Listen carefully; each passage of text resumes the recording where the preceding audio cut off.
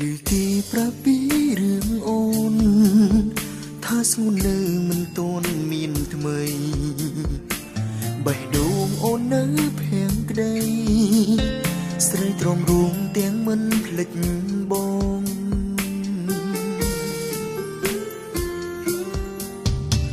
គេថាអូននៅដូចមុននៅទន់ភ្លន់ដូចគ្រាកូនឡងនៅតែរំលឹកពីបងលឺម្ដងទ្រូងបងស្ទើរបែក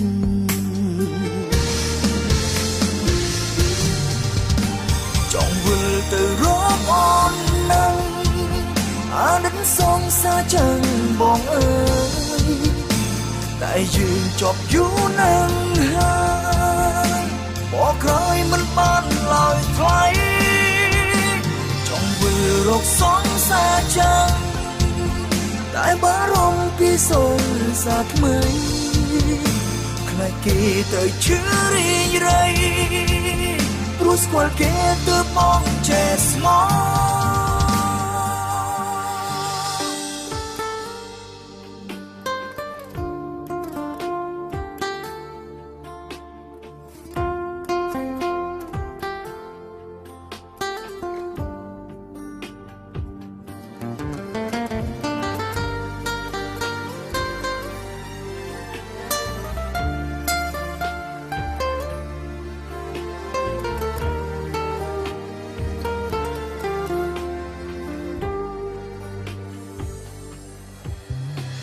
ឮគេប្រាប់ពីរឿងអូនថាស្ងួននៅមិនទាន់មានថ្មីបេះដូងអូននៅភាំងក្តីស្រីទ្រាំរួមទាំងមិនភ្លេចបង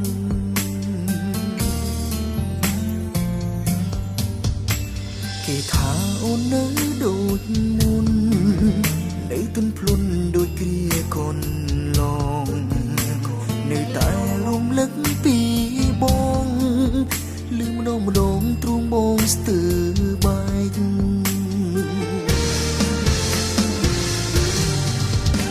ចង់វិលទៅរកអូននឹងអាណិតសងសាចឹងបងអើយ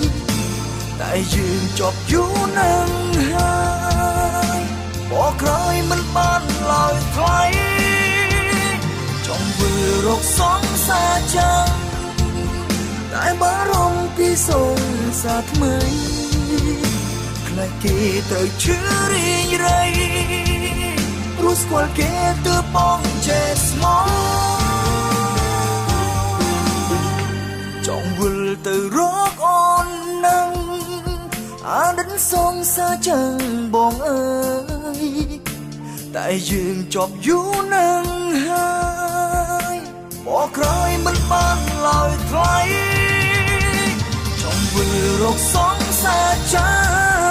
ងតែបារម្ភពីសងសាថ្មីខ្លាចគេទៅជឿរីងរៃព្រោះស្គាល់គេទើបបងចេះស្មោះព្រោះស្គាល់គេ